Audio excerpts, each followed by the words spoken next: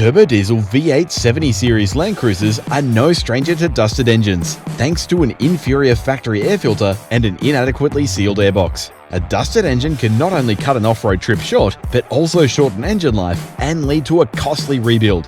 Ryco now offers the perfect solution to this issue with the A5002R Ryco NanoCel high-efficiency air filter. The Ryco A5002R air filter is a water-resistant and flame-retardant drop-in filter upgrade for the factory airbox that delivers 99.99% efficiency whilst reducing dust ingestion by over 90% compared to OE. This is made possible with our patented nanofiber media honeycomb construction, taken straight from our Supercars Gen 3 program.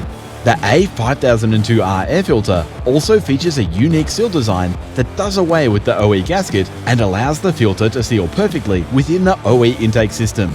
To install the Ryco A5002R air filter, start by unclipping the intake box and lifting the lid away. Then, remove the old air filter and give the airbox a quick clean.